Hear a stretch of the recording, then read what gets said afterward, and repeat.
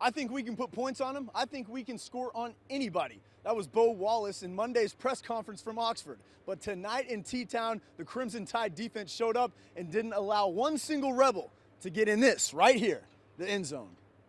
As you heard there from Coach Freeze, the Rebels do not have time to dwell on this loss. Next week, they take on Auburn, and he hooks up with his good friend Gus Malzahn, and then the following week, it's Texas A&M in Oxford and Johnny Manziel. Reporting here from Tuscaloosa, Andy Burrell, Local 24 Sports. In a day where social media runs our world, a picture, a video, a moment can be captured and go viral in the matter of seconds. You have to watch what you do, especially when you're the reigning Heisman Trophy winner and your name's Johnny Football. And while Manziel does own up to his mistakes, he's not sorry for living his life. Remember the years of Peerless Price, Peyton Manning, T. Martin, and Philip Fulmer? Wow, those were some unbelievable years in UT's history and part of a storied program, but that's nothing like the UT we've seen the last several years. That's why they brought in Butch Jones. Going into the season, the expectations have never been bigger for third-year quarterback Jake Locker, but he's not going to be able to have the year he wants to without these two guys right here, Chris Johnson and Chance Warmack.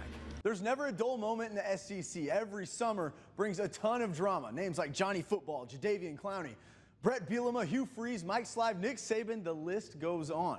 So, will anyone be able to dethrone the Giant for the first time in 8 years? Highly unlikely. Coming into tonight, the big talk was all about South Panola and their big defensive front, but it was MUS who dominated the trenches and got the win tonight.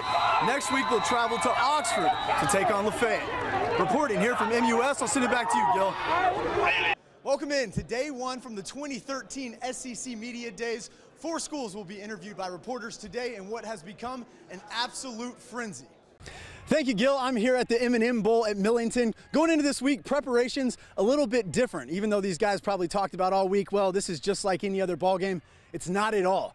And tonight, Millington showed they were a little bit more prepared than Munford. We'll go straight to the highlights. Millington just too much here tonight. In just a little bit, later in the show, we'll visit with quarterback Eldon Timms and talk to him about that ridiculous play he had in the first quarter. Gil, I'll send it back to you in the studio. Big-time players make big-time plays in big-time games. Isn't that how the saying goes? Well, Johnny Manziel did exactly that today, accounting for over 500 yards of offense and throwing for 5 touchdowns through the air. But it wasn't enough, and the Crimson Tide will remain the #1 team in the nation thanks to turnovers in key moments and steady play from A.J. McCarron. It's never just any game or any week when you play in the SEC. The competition, the big names, the athleticism, the tradition. Ole Miss knows that. They also know they're playing 2-time defending champion Alabama, and they're not backing down from the opportunity. It was 23-year-old Harris English who withheld the charge from 4-time major champion Phil Mickelson, but better yet, withheld his nerves down the stretch to capture his first PGA Tour victory. We know what Harris English will be doing this time next year, defending his title, but he's got plans even earlier than that. He plans on playing in the Masters. Reporting from the 2013 FedEx St. Jude Classic, I'm Andy Burrell, Local 24 Sports. 2 pros have come out of nowhere and battled each other through 18 long holes, going back and forth. Now Sean Stephanie and Harris English have an opportunity to do something that neither one of them has ever done, and that's win a PGA Tour event on Sunday. It's a flooded leaderboard, and as we saw today, low scores have become a trend, so really, it's anybody's tournament for the taking. Reporting from TPC Southwind, I'm Andy Burrell for Local 24 Sports. Well, finally, I want to ask you about your monkey, because I've seen the video and everything.